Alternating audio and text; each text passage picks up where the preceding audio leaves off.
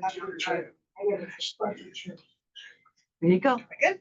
All right. Good evening, everybody. Thank you for coming to our North Fork Neighbor Association meeting. The first thing I wanted to double check is there's someone from Pacific Fork here, right? Okay. I will just keep an eye out. Somebody signed in. This says DNR on here, so I don't know. Okay. You can check and see who that is. That's Okay. me. They had Richard. something to say. Hello. Hello. That's so Richard. But you aren't from Pacific Core, right? Yeah, I live over off of 417th. Okay. I'm on 417th. All right. Thanks for checking in. Yep. Okay. Now I was just checking. We don't have anyone here. Sheriff, fire department, council, no one's here. Okay. We always let them go first if they are present. So just checking on that. So Pacific Core was going to try to get a representative here. They did not. I sent it out as a attachment to my email. They do a, what do they call it? Lewis River Community Open House here on the 21st of October. And Travis was going to say kind of like what that was exactly because I'm not 100% sure. Right now? Yeah, he was just, yeah. For a plug for it. So I'm not sure if the speakers on, can they hear us at home? Can they hear? I don't know. Can you folks online hear Travis if he's over there? Say something, Travis.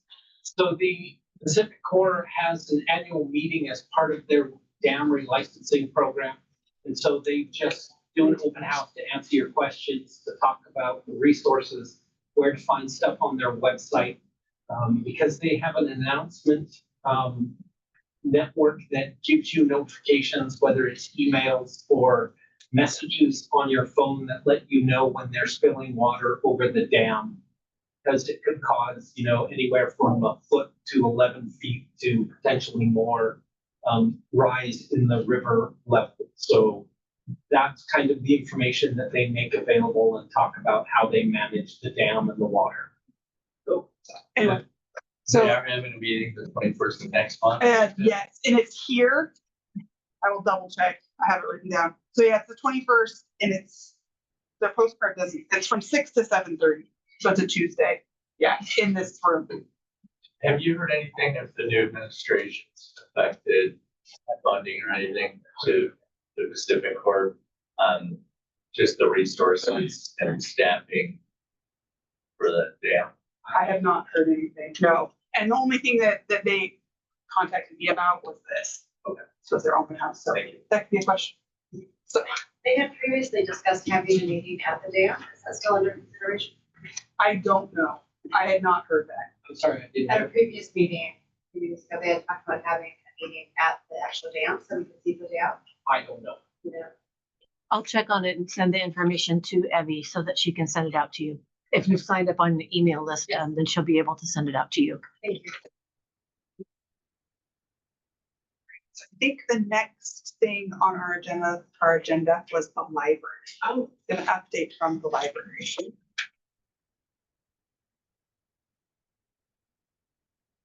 I didn't expect to be first. Hi, everybody. I see some familiar faces and some brand new faces. How's everybody tonight? Great. How many people have been to the new Woodland Community Library? That is so great. Yay. So the first half you guys can kind of sleep on, those that of you have been there before, but the second half pay attention, okay? So my name is Angela Duncan. I am the new Woodland Library Branch Manager. I've only been working here for about 4 months, but I love it. I love your community. And those are just our basic information. We're open Monday through Saturday from 10 to 6 p.m. And I'm sure you all know where we're at, right? It's a brand new building right by, as a teenager say, right by the skate park. So let's see. So I want to talk about spaces just in case you haven't been inside the library. The library is gorgeous. It's very airy.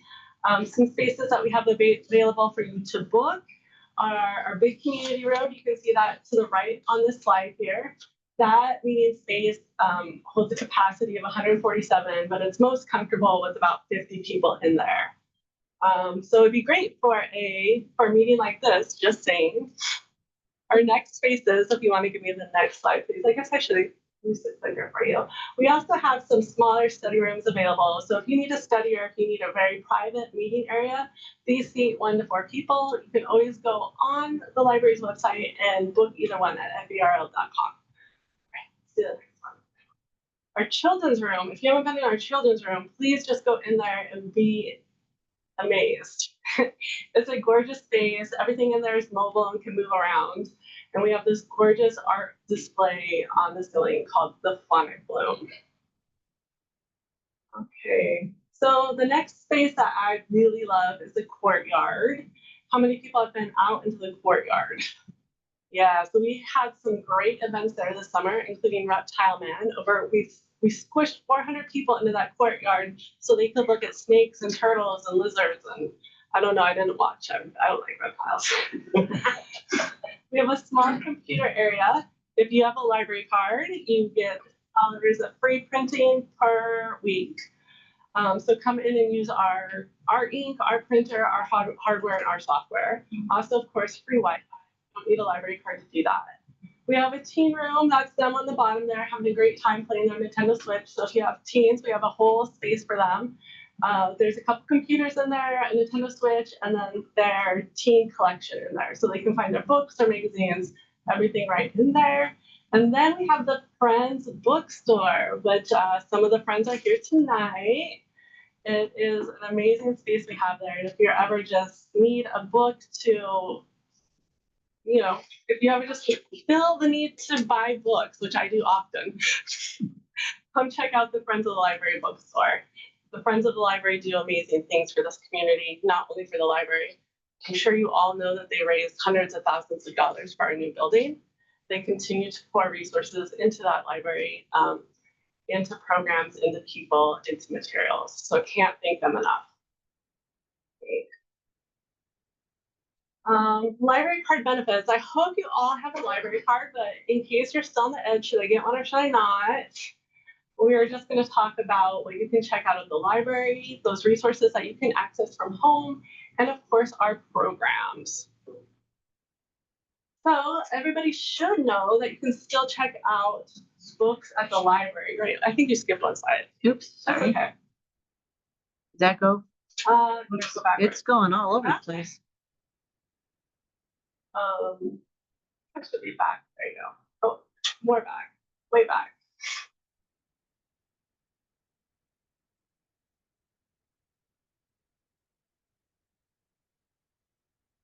Okay, well, it looks like we're looping there, so I could probably. It's coming back. Just one more.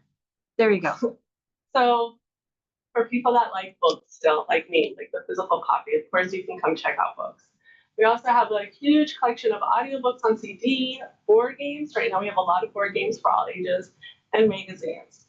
I have some pro tips down there. So I hope you all know that your community library is part of a huge 15 library district that ranges from the Gorge out in Goldendale to then what we call the North Libraries, us up here, Gale and Yackle, and then to the Vancouver area libraries. So that means the books that you see at the library are just a tiny, tiny percentage of what you can get in your hands. So you can order a book at Battleground, you can order a book at White Salmon, and it will come to your library for you. We also have a mail service. This is our books delivered by mail. So if you know anybody that would enjoy this and would qualify for that, you can fill out the form online. It's very simple. And then they get books sent directly to them and they can send their books back in the mail. Interlibrary loan and request to purchase. These are also great options and helps us build our collection. So if the whole 15 library district does not have your book, you can always ask us to interlibrary loan it, get it from another library, or you can request us purchase it. The library really likes you guys to put in a request for purchase because we want the collection to be patron driven. We want it to have what you want. So if you think that we're missing a book on gardening or a fiction book or a certain author, please do put in that purchase request so we can build the collection to suit our patrons. Okay, this is the fun stuff. This is the stuff that you can do from home that you might not know about. Does anybody have the Libby app on their phone? Wow, that's actually great. Awesome. So the Libby app is our library app that you can access ebooks and e-audiobooks on. There's hundreds of thousands of those. If you have a smart device of any type, you can download Libby, use your library card to sign up, and you have hundreds of thousands of books at your fingertips. For those younger readers, our parents, we also have a Tumble Book library. Tumble Book, they're really fun. They're animated, they're talking pictures books, they're early chapter books, they're puzzle books, just makes the reading experience more fun for the kids. And the streaming movies and music. If you guys are using Netflix, you are going to love Hoopla. Hoopla, you can check out 20 films, TV episodes, music albums, e-audios, or e-comics per month for free. Likewise, we have Regal, which is a music site, and on that music site, you can stream up to 5 hours of music per day. So please do check those out. I know things you don't know, right? Yeah. I have a question. Sure. So the library used to have an what is it, FVRL app that was really nice for like tracking all my kids' books because you could put all the library cards in there, and it went away. Is there anything like that now? Was it replaced with anything? It was not replacing anything, but I have great secret news for you. It's not really secret. But I have great news. The app is coming and it's bigger and it's better and it's more useful and it should be out within the next week or two. So you asked at a great time. The staff have been testing it and we've been putting our card info in there to make sure everything works. And pretty soon it will just be available as a download. You're gonna love it. So as a parent, I missed that. So I get that. Yes. I'm glad you used it. I wasn't here when that app was it's around. been gone for a while. So I've heard great things about it. Okay. But I'm told this one's better, so you let me know. Good. Okay, for those of you that are outdoorsy like me, we also have Washington Nature backpacks. These backpacks will give you free admission to over 100 state parks. They're also really fun if you have kids because they have binoculars, they have maps in them, and then of course you're discovering. We have the Experience Cast, and that is funded by our Library Foundation, which is the parent company for the Friends of the Library. And with this Experience Cast, you can get free admission to local area attractions and museums. Some of them are listed over there. So please do check those out as well. To check those out, we cannot keep these on the shelf. So you will need to go into the catalog and put a hold on those items to have them shipped to you. But if you need help, just call us at the library. We're happy to help you with that. Or you can come in, which is even better. We're more happy when you come in. Okay, so there's more. Ancestry Library. Is anybody into genealogy here? Oh, I was going to say nobody. It's the first room and nobody's been into it. So that is our genealogy website. If you're thinking about getting started, Ancestry Library, to me, is the place to go. Creative Bug, any fellow crafters in here. I love Creative Bug. You can watch. They just have these endless online classes for arts and crafts. And you can, I promise you, you will find a project, craft, a gift for any occasion. Flipster magazines. Oh, when I get bored, I just do Flipster magazines. You can literally get almost any magazine you've ever imagined. I was on there the other day looking at a bird magazine, and I'm not even a bird person, but the illustrations were just so beautiful, and on my big computer screen were amazing.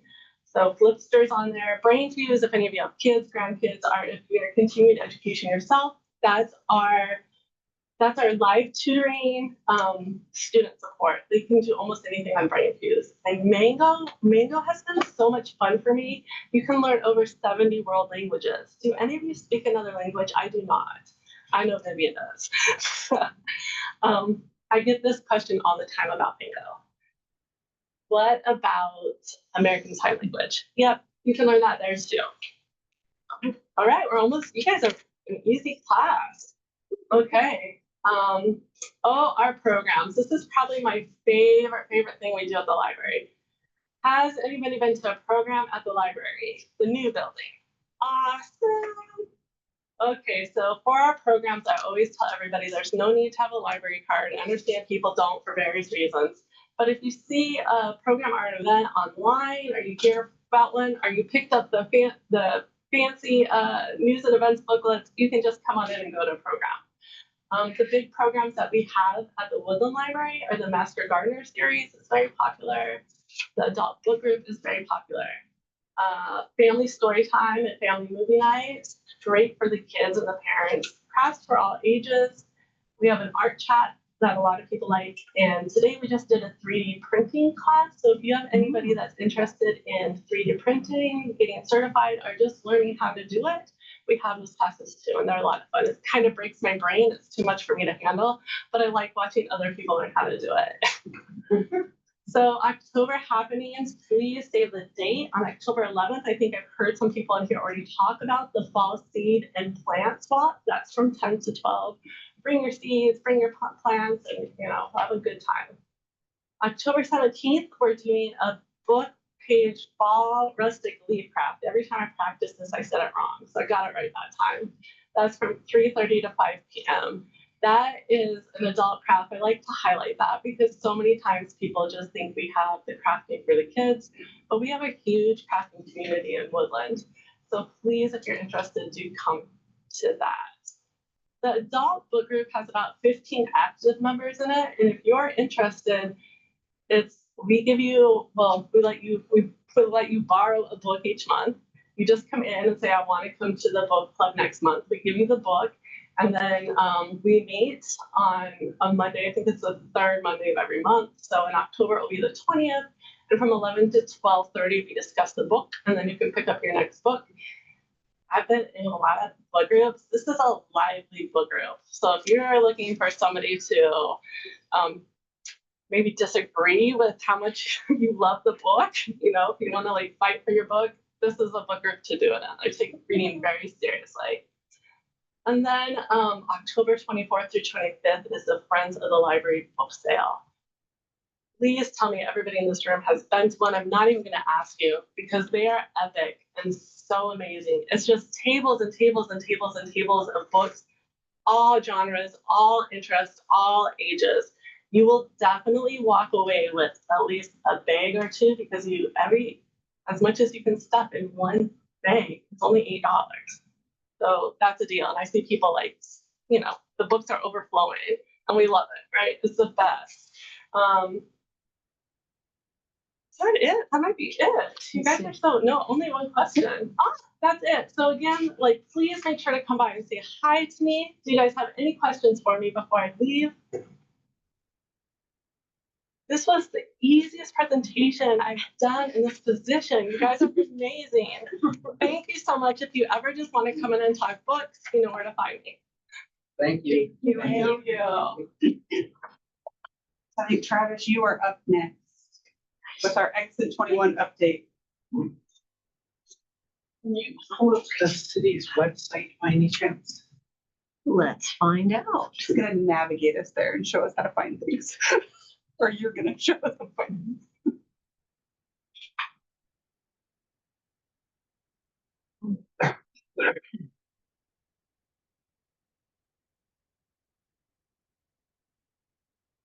So if you go to City Hall drop Let down me menu, share you first so that people online can see us too.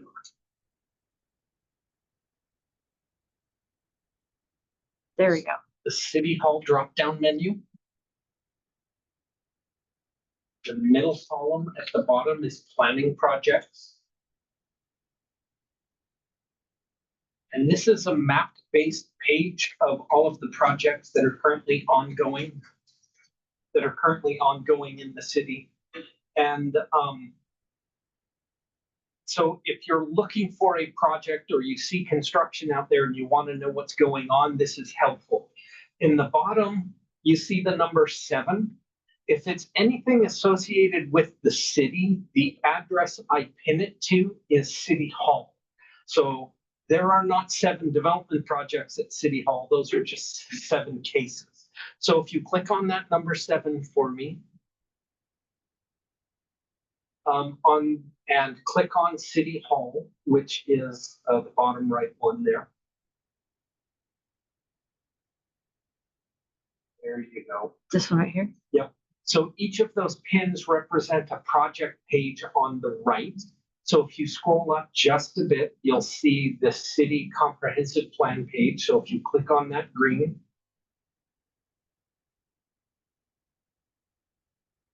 and scroll down. So this is an update on the city's comprehensive plan. The document is ready for final review and is going to the city council. It went through the planning commission. They recommended adoption. So if you scroll down just a bit, there is a files menu. And if you open it up, so these are all the public meetings we have. And these are the upcoming meetings, the opportunity to look at it. Files, if you click on that plus sign.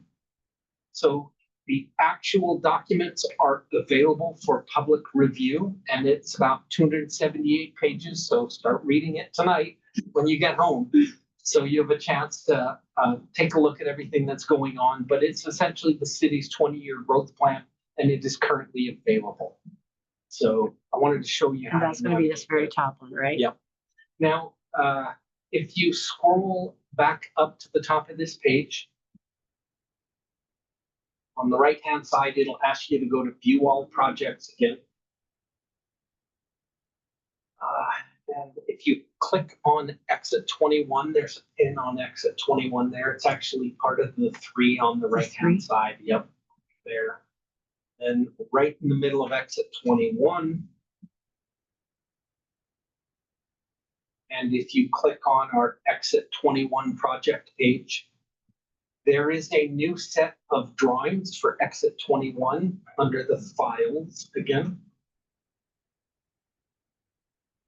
And these are the right-of-way maps for the current page. So if you open that up, you can see these are, I believe these are the 30% design pages, and it includes the individual property owners in blue, like the City Civic Center, the Chamber of Commerce, or the DOT Park and Ride is going to have a slight corner taken out of that. So this is the most recent design information that is available. So if you want to keep up to date on current design, this is where you find it.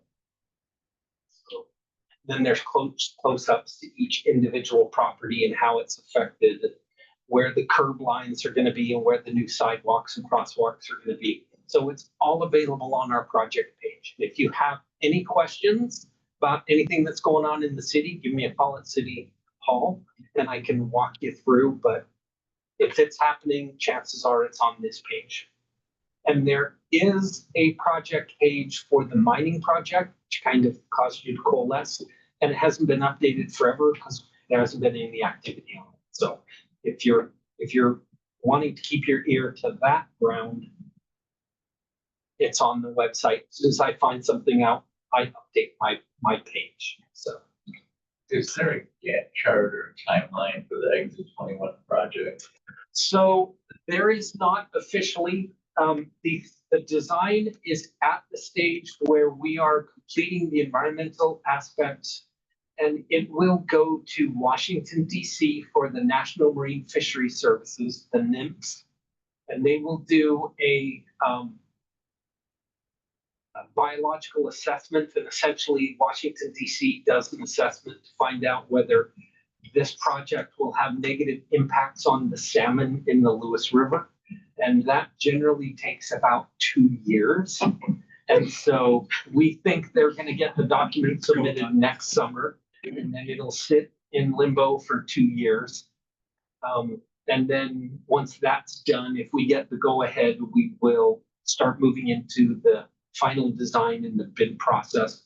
We expect construction bidding, I believe, in 2028, 2029, with potential construction in 2029, 2030. So, And a construction process of how long? So I believe that we expect that this would be constructed in, I want to say it's 20 months, so 2 construction seasons, which might be 29, 30 or 30, 31. So We did. So yeah, so it'll be a nightmare for that window, and luckily we have a lot of time to stew about it before it actually happens.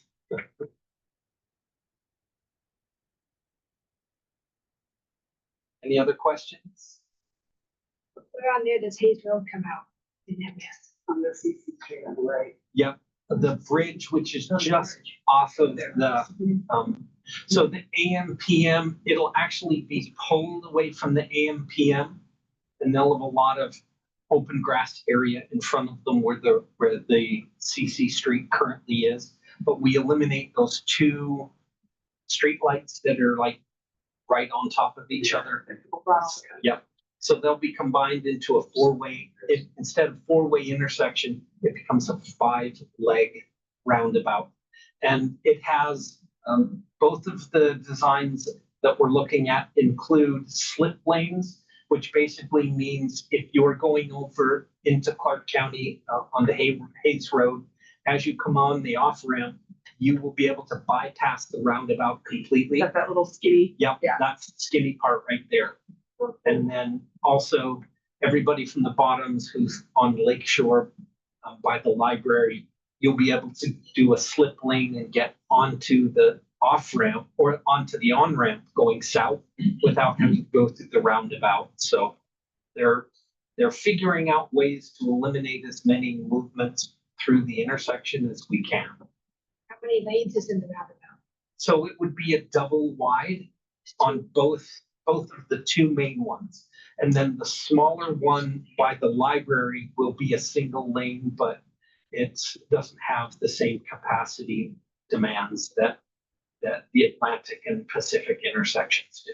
So there was some, I think this was a long time ago, but like, so if you're coming off of Hayes Road, you'd actually would go, I guess, behind the Arco and up and around. So this design is not that. Like That- you actually are staying. That was the traffic light design, and we pretty much analyzed it, and they kind of have the same impacts, but significant design issues, which are leading us to believe that the roundabouts are going to be the right of way. So the difference, probably one of the main differences between the two, is roundabouts have a slightly higher accident rate, but they tend to be small glancing blows because you're coming at an angle, whereas traffic lights and stop sign intersections tend to have either T-bone or head-on collisions. And so those tend to have more accidents and fatalities, even though it's a lower rate of accidents.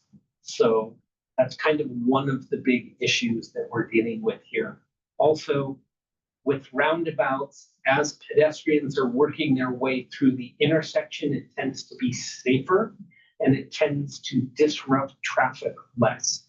Because if you're at a traffic light and a pedestrian presses the button, the entire intersection timing is changed to accommodate pedestrians. Whereas with roundabouts, what you have is traffic, or what they call pedestrian refuges in the middle of the road. So you only have to look one direction. You might have one or two traffic lanes to get across, but you're only looking one direction. So you can look for an empty space and cross to the middle, and you have a safe spot to be able to look the other direction. And now you're only navigating one direction, one or two traffics again. So it tends to be easier for pedestrian circulation and safer in the long run. At Millard Road, is there a crosswalk there currently? Yes, so there will be complete pedestrian circulation, and it's the same rules because you're only looking one direction, so it's actually safer for pedestrians throughout the system. The reason I asked is I see a lot of people crossing the middle of the next block.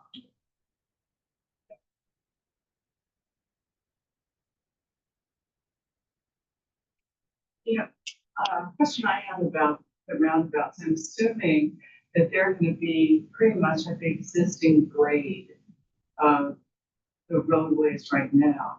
And I'm wondering, to ensure that they're not elevated, and if they are we dealing with sound? That's part of what the final design is going to have to determine. I don't expect that there will be a significant change simply because it doesn't make sense to do a lot of dirt movement, because the only elevated route out of the roundabouts will be over the CC Street Bridge. And there's already an approach, and we're not changing the approach to the existing CC Street Bridge. And I do need to point out that on the south side of CC Street, there is going to be a new road connection that will be constructed. You see kind of the hammerhead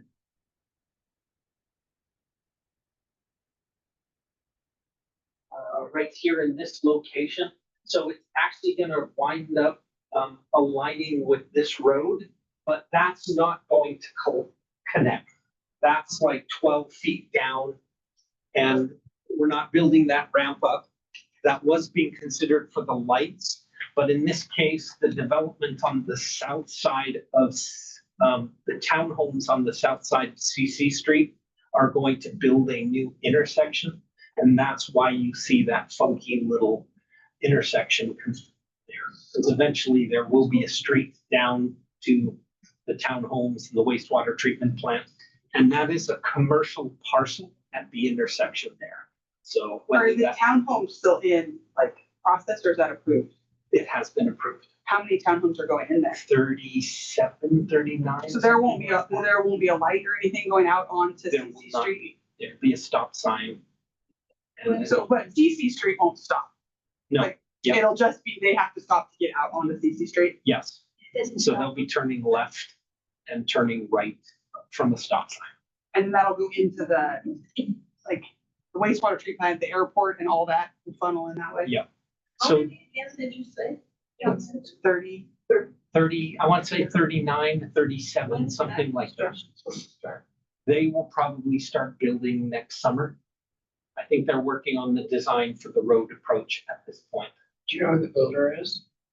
I don't remember their name off the top of my Is head. it in city limits? It is in city limits, yeah.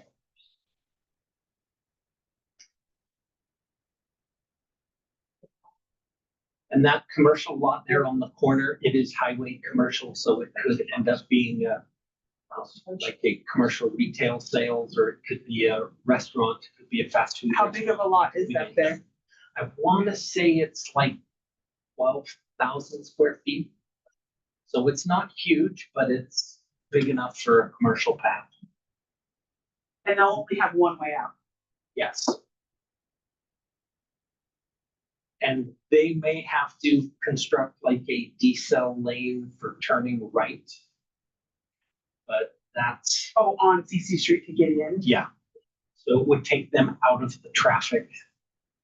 Of Pattern, travel, sort of. out of the travel lane to get in there, but we don't know that at this point. It depends on what they build. That mean we won't be backed up there over the hill to get over the bridge? Could be. Don't know. It's much nicer when there were less people in town. Sorry, I didn't say. It's much nicer when there were less people in town. Why? Well, and what part of their development will that be determined? Like what they have to do with the lane? Is that When they decide to do a like development. a final design? Is the commercial spot part of the other development, or are they owned by different people? Two different. The two separate people? Is that project on your website? Yes, There's a commercial lot in Sewage treatment plant. How much more can that sewage treatment plant take? You guys are allowing so much construction. so, Look to the sewage. so here's the thing. If you look at the comprehensive plan, we have more than enough for 20 years of growth in our water and our sewer.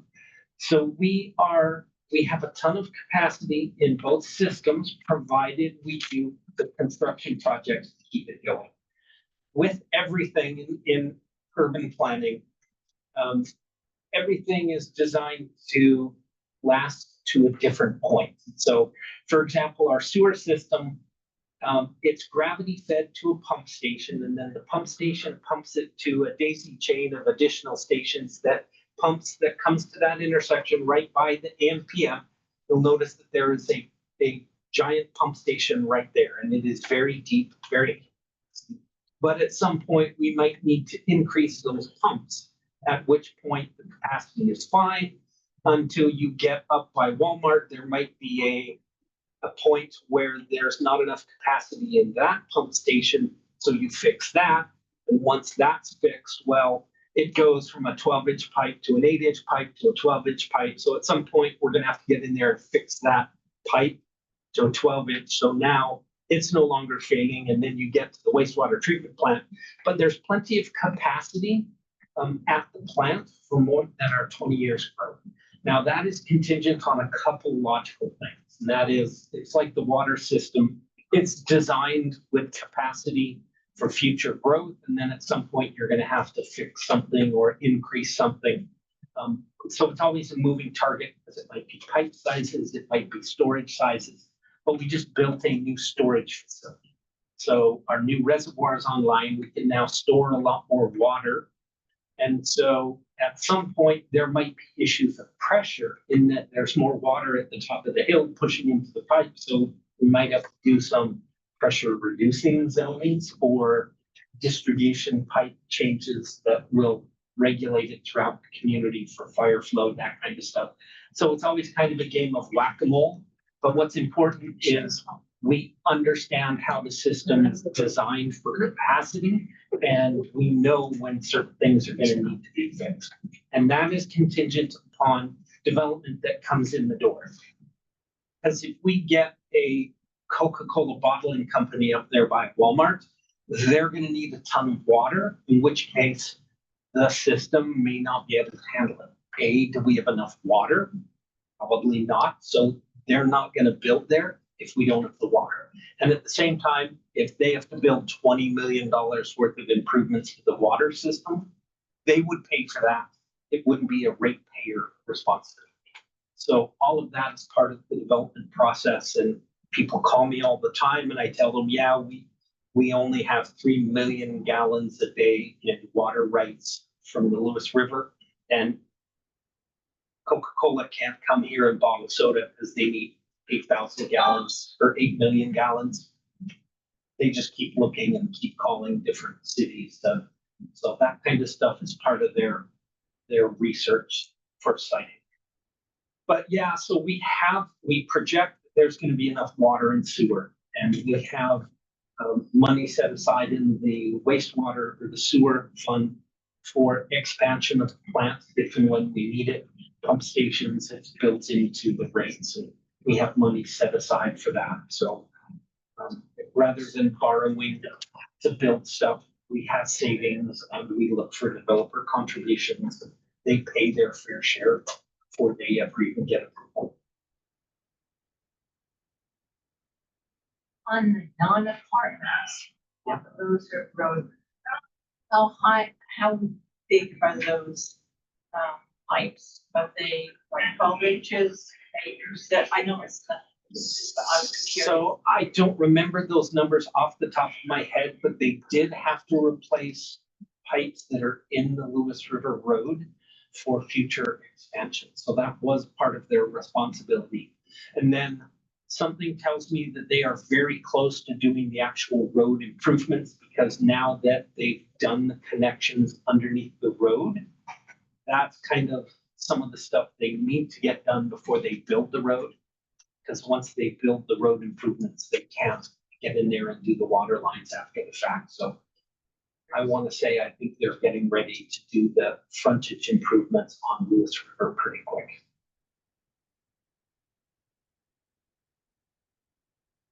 Any other questions? Frontage improvements, I must have missed it. I'm sorry? The frontage improvements on Lewis River.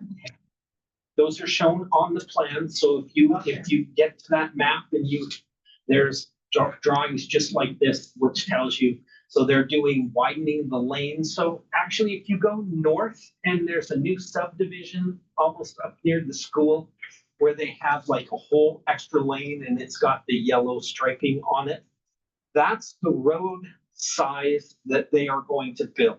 So it'll end up with almost a whole extra lane and the deceleration for a turning into that development. So plus they'll have curb gutter and sidewalk on that side. But that tells you what the standard that these guys will be improving that road to. It's just going to look funny because we have this wide stretch and then a narrow stretch, a wide stretch. And whether you realize it or not, when you go upriver, you'll see on the north side or Is the this west the one? side, Is this the right one? there already is some sidewalks there, but they don't connect to anything. We're trying to fix that and get it all connected. Is this the right one that you're asking about? Do you have any obligations about all the fill that's being put in to allow these subdivisions to Yep. go in? Because to me, the Clark County side is being completely ignored for the risk to people on that side for all the fill that's happening on the Clark County side. So what we do is we take a look at two studies. One is called a no net rise analysis, and the other is a channel migration zone. And essentially, they have their engineering and their hydrologists look at the river and figure out, is this fill going to result in changes to the river? And because of the nature of the river, it was determined that this fill and this project would not affect that. Part of it is for a couple of reasons. The reason why it's so far away from the river is because the natural process is already depositing sand and material to move the river to the north. So this project is not going to affect that natural process. But the channel migration zone study looked at the behavior of the river, and they basically say, okay, how far would it have to travel upriver to bounce back and affect this development before it would? And you start to have this channel migration zone that is affected by certain activities upriver and downriver. And in this case, because the way the Lewis River Road is constructed, that there is armaments, and when it was constructed, they put in large riprap that is protecting the bank to protect the road.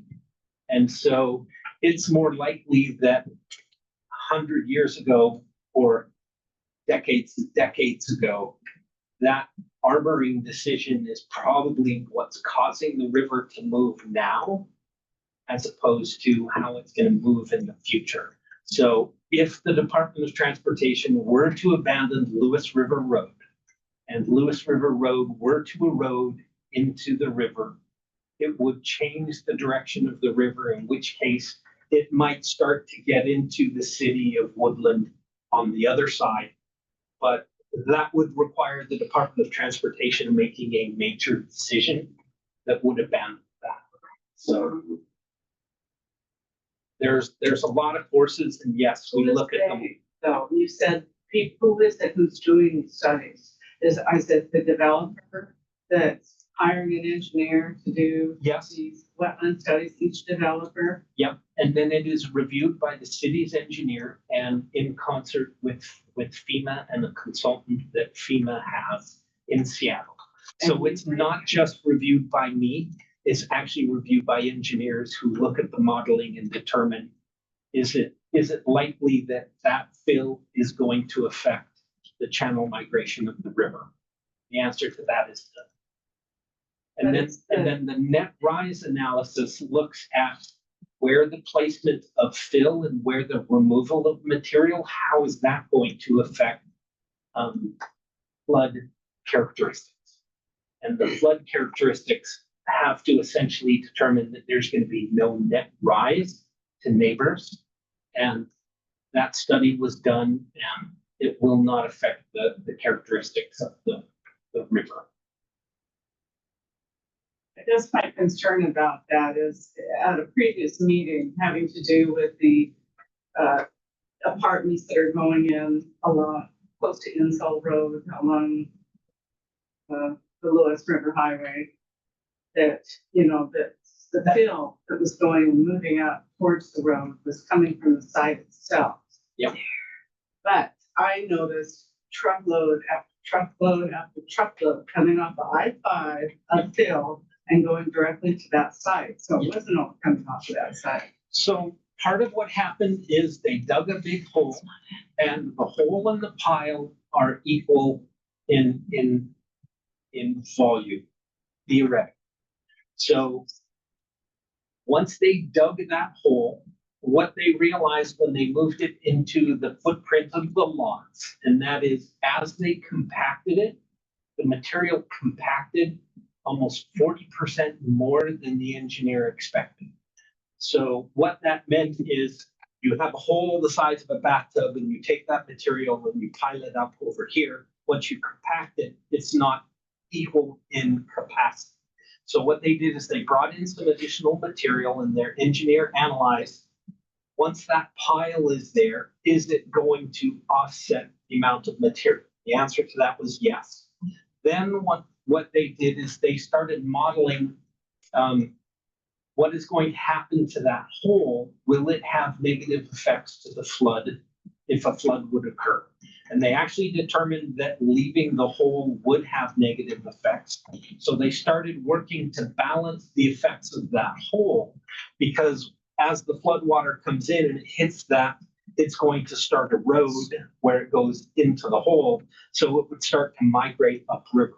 So what they did is they started to balance the shape of that hole, and it ends up being a smaller divot because the smaller divot won't affect where the river moves in a flood event. So there is going to technically be a different shape than the original design, but the engineer said it would not affect the erosion and the movement of that material at that time. Then on top of that, what you have is once you create the dry lots, how much dirt you pile on top of the dry lots doesn't matter.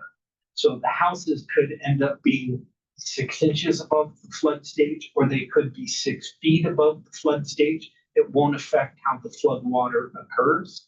And so you see that in a lot of the existing neighborhoods in Woodland. You have these low streets that are intended to flood, but the houses are built up on dirt and sand piles. So the driveway is going to be partially submerged, but the garage and the house, they're perched on the land. The water will continue to flood the neighborhood up and down the streets and between the houses, but the individual houses themselves will be protected from flooding. I hear you saying that their studies indicated that this would not impact Woodland.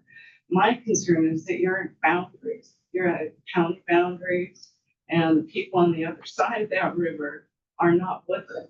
So how do we know that we're being considered? It's the characteristics of the river itself. It's not just within the city. Okay. So yeah, the studies do talk about upriver and downriver, and they look at the level of the water, and that FEMA models it on both sides of the river, so we know what's going to happen on either side.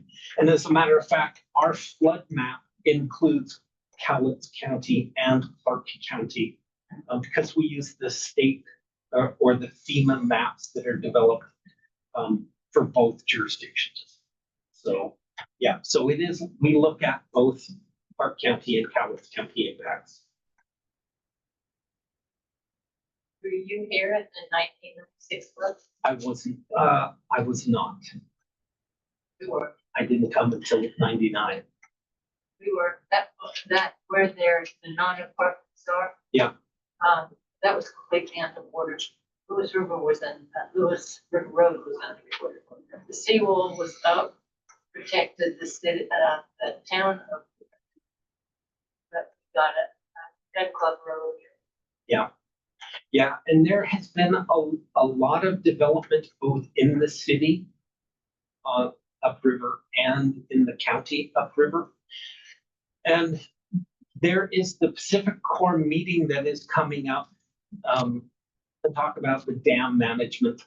They actually meet with the jurisdictions and they do what are called tabletop exercises every couple of years. And we recently went and sat in on that, had that discussion.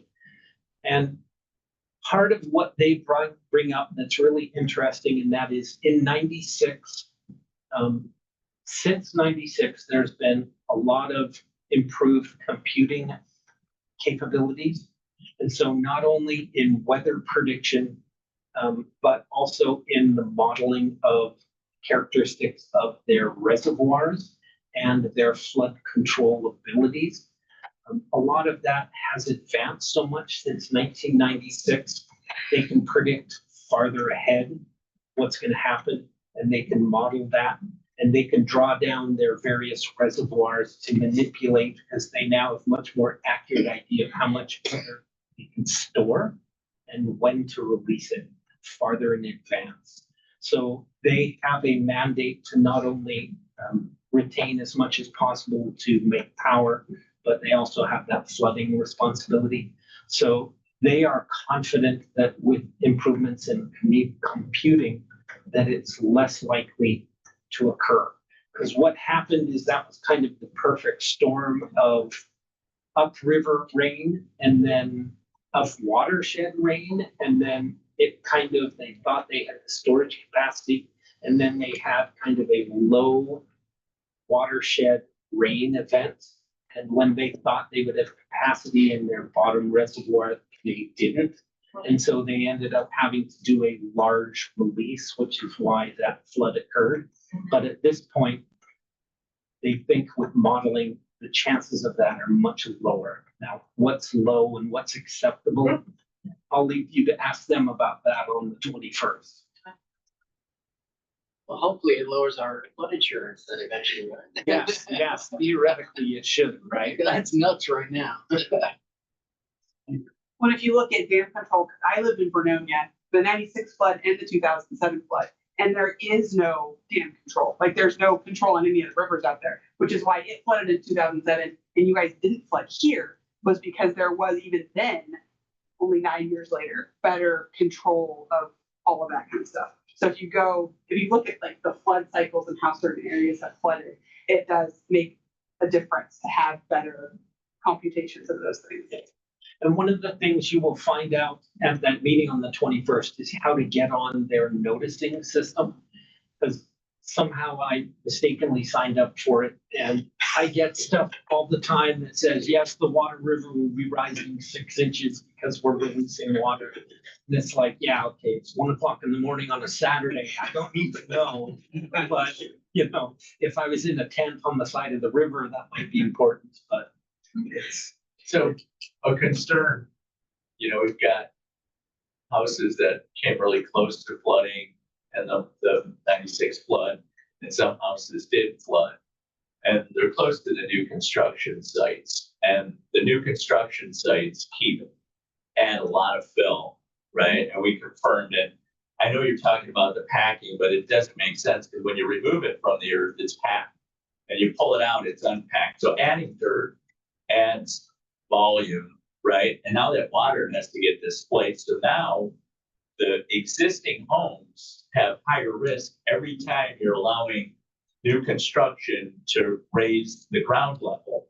Because now the new flood, there's less volume space for the water to basically exist in. for storage. So, right. Yeah. So at what point do you stop allowing new construction sites to keep raising ground? Because existing homes, it's a lot of cost.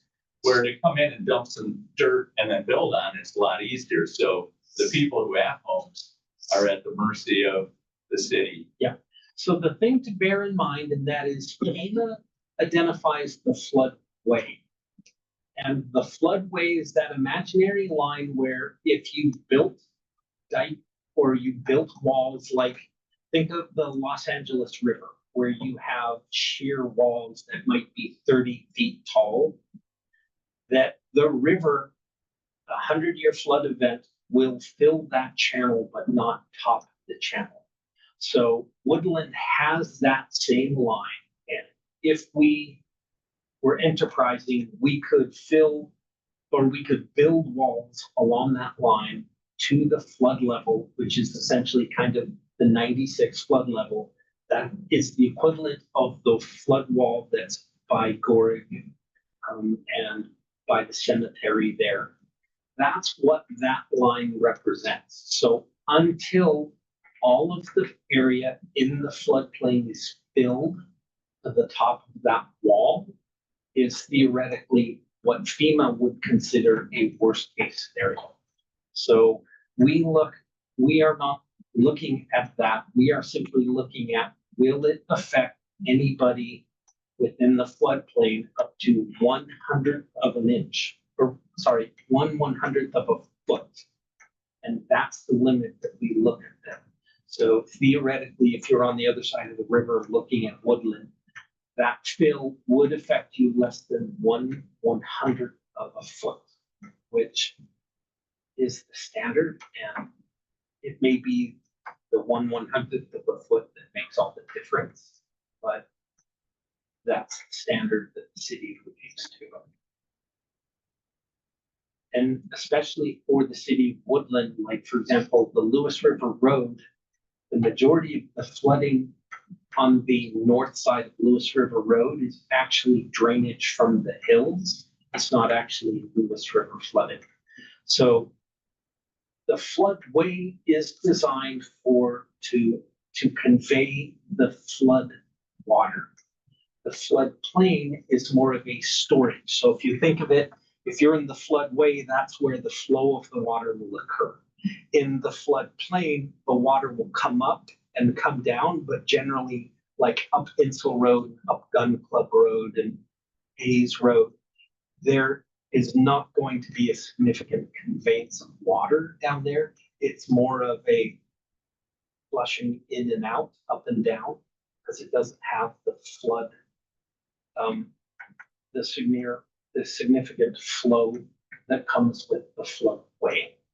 The floodway is kept clear, and that's specifically why you generally don't have structures in the floodway, because you put a fence in the floodway and it traps debris, and before you know it, it becomes a dam and it changes the flow of the river and the flood water because it's deflected by these giant dams of debris. That's why you don't put structures in the floodway. Generally, it's kept clear so that it conveys the water. And as long as that floodway is clear, the floodplain doesn't make that much of a difference for storage or scouring. In theory.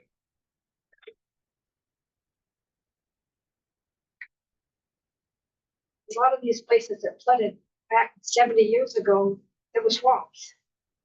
People have built houses in all the lowlands, and then the water comes up, they complain that, no, it's why nobody built there for years. Now they're building there now, and they're not picking them up like they should have. So that the ordinance requires new construction to be at least 1 foot of freeboard above the flood level. So theoretically, all the new construction that goes in is flood proofed, and it has a foot of clearance. That's why all those perched lots are up on those hills. The ones that complain mostly about the flooding were the old houses, and they're sitting down in the lowland. Yeah.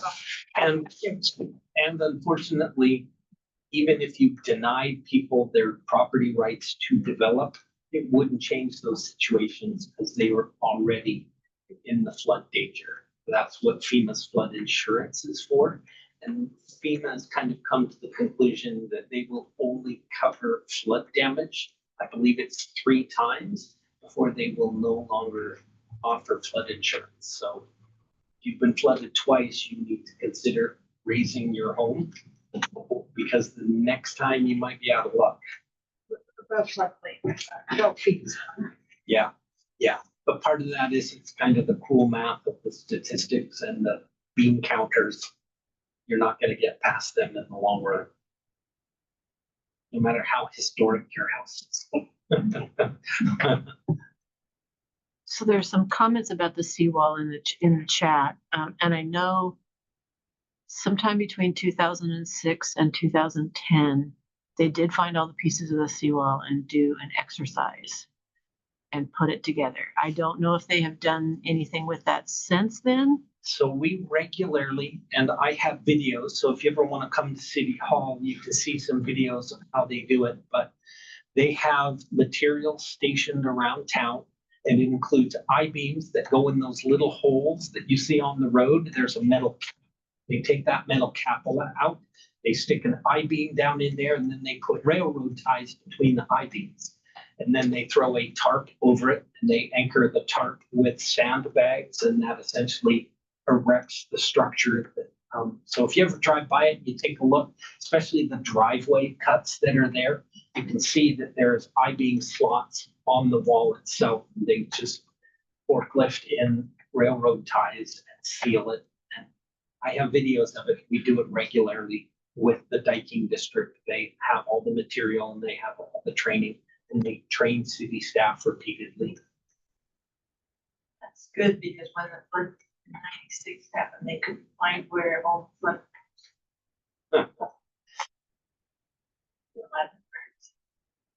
Yeah, I believe it's on dedicated trailers, and it's the trailers get regular maintenance, and we know exactly where it is. Public works staff or the Diking staff can drive up there with the truck and hook it up, take it out there and start working on it right away. What would be the possibility of putting a second bridge in upstream on us, so we don't have to come through the Woodland mess on it? Yeah, I've heard discussions of that, and we'll be lucky to get the $20 million, let alone the $40 million by the time exit 21 gets But the constructed. bridge is still sitting there, all they have to do is pick it up, put it back over the river.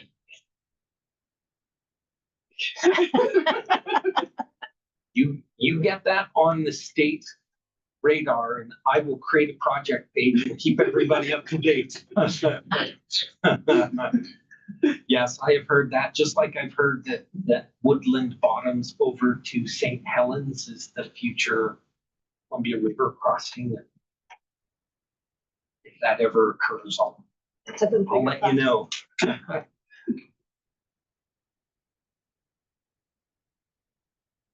Sorry, I don't need to. No, you were the last on the agenda for a reason, so. Because we did not have anyone from the traffic management, correct? No. There is a project that is currently happening with Clark County that was just approved by the county council, and it is called the Neighborhood Traffic Management Program. It's something that is brand new that the Public Works Department is handling. Neighborhoods will be able to submit neighborhood type projects, like for speed bumps or for pedestrian crossings or those types of projects. We looked at where your neighborhood is situated, and most of it is on the state highway, but some of the subdivisions, if they want more information, it'd be best if those specific subdivisions go ahead and come to me, and I'll hook them up with Public Works, and we can have a separate meeting that's just on that, because there's not very many areas that are going to apply because you're so rural of where you're at. But we want to make sure that you get your piece of the pie if there are some areas that do qualify for that work. Because is Hayes Road considered a state highway? I don't believe so, Because I know that on our. but it's 25 mile an hour or under that would have to be Okay, so that's the for 25. speed bumps. 35 mile an hour, I think it goes up to 35 miles an hour, but those would be different traffic management tools that would be available to look at, which would be more like curb bump outs or something called traffic circles, which people get confused with. Roundabouts, those are just an insert of planting or whatever, so that people have to drive a little bit around them, and it slows people down if you've got a straight stretch of road and people are racing up and down through a neighborhood.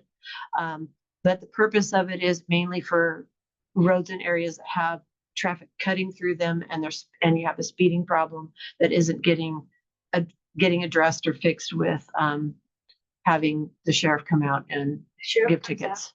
Yeah, this is the furthest out that they come out. So I know that it's not out here as often.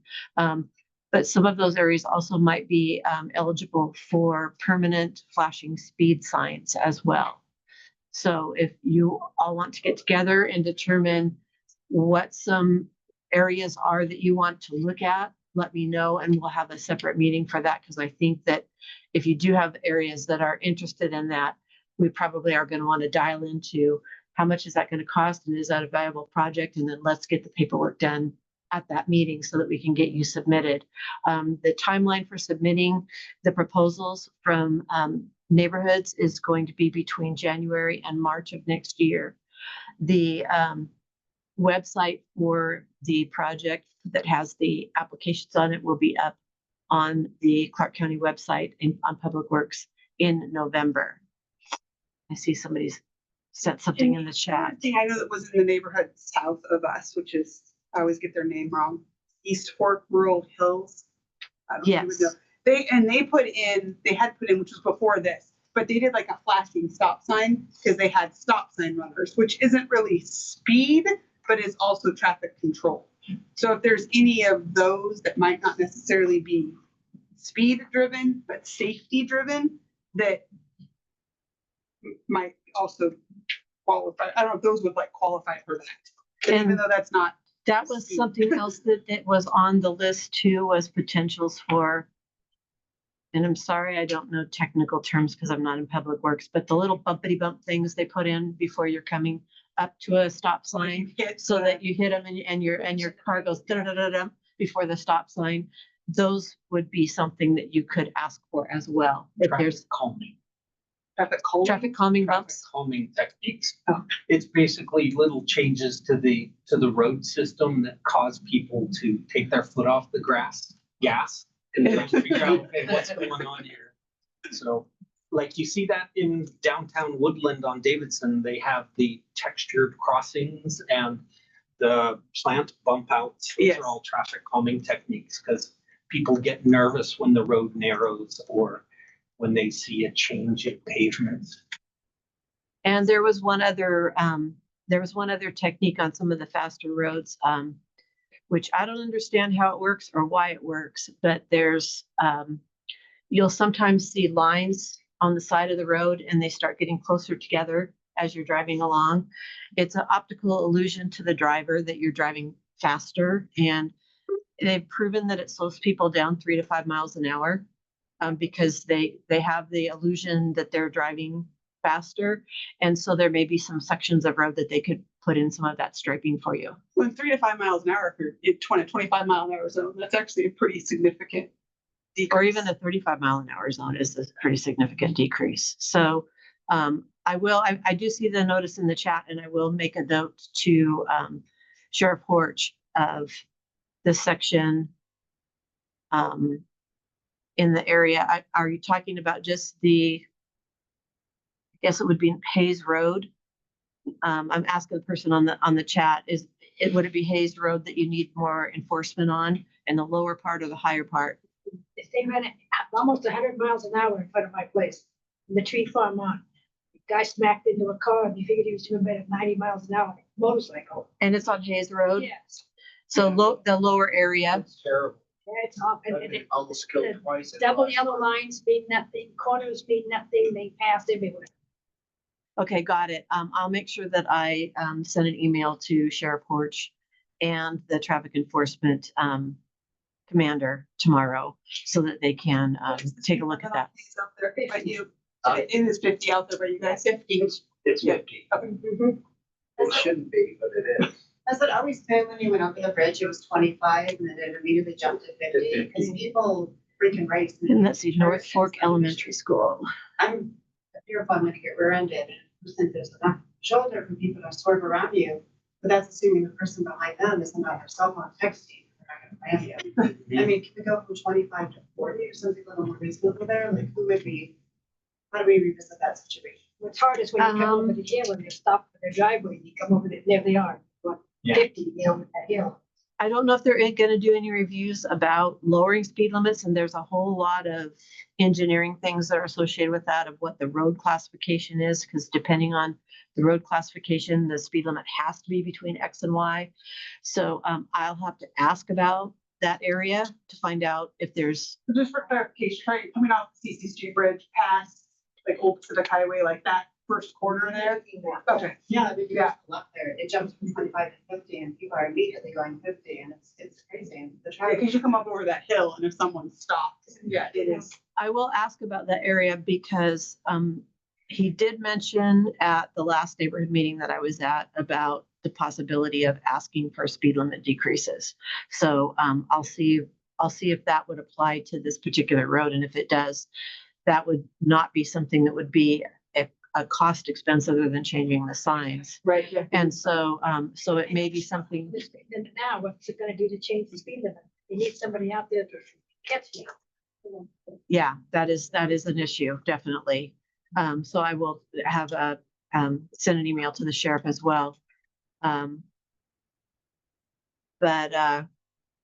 I'll look at what the options are on those particular areas, and then I'll send you an email so that you can send it out to your email list. Okay. And then we can have another smaller meeting of people that are interested in putting together a package for When you, requests. and just for clarification, if those requests need to be put in for January, March, you would want to do that meeting either the end of this year or the very beginning of next year, correct?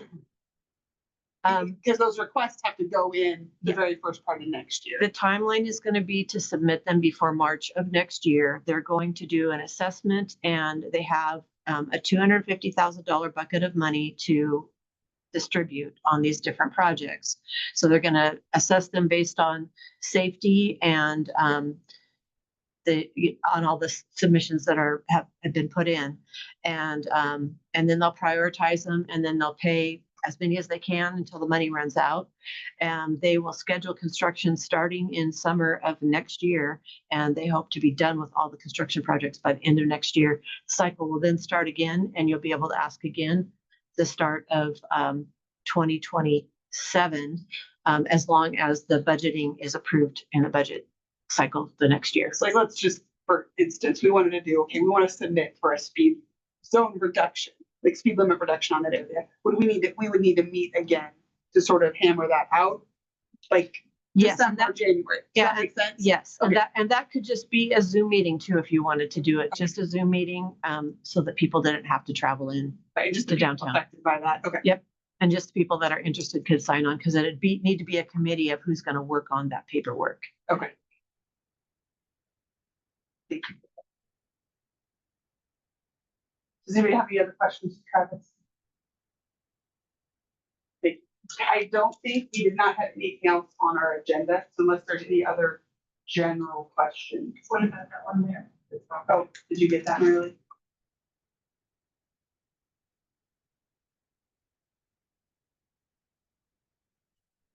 Yeah, that was in the school zone. That's not actually our neighborhood. That is North Fork, which is on the other side of the river. I'll still put it in the notification for the sheriff, though. Yeah. Even though it's a little out of your neighborhood, it's, you probably have people in your neighborhood that kids go to that school, so. Our neighborhood kids all go to Columbia, but it's either way. That's fine. Yeah, well, whoever comes to the meeting, if they put it in, I leave it on my note list to follow up on, so. I appreciate the comments so that I can follow up on them. And that might not be, that's the Cowlitz side.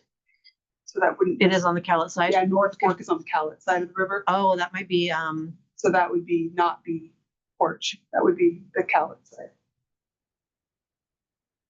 Right? Yeah. okay, I don't know if, okay, a reminder went out about the meeting via email.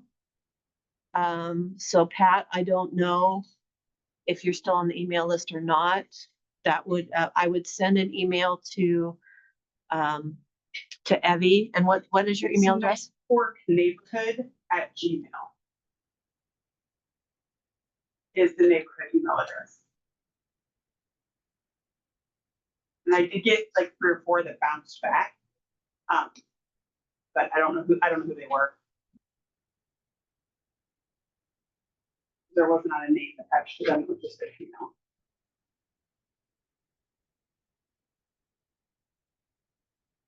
I think if there are no other questions, we are officially adjourned. Unless there's anything else. Somebody has to just motion for adjournment, and then you can go ahead and close out. Motion to adjourn. Oh, I motion that we adjourn the meeting. Second. All right, you're adjourned. Thank you all for joining us online. Appreciate you. Thank you. We are. I guess I gotta go. I was going to. Doesn't matter. No, I was like, you guys have kids.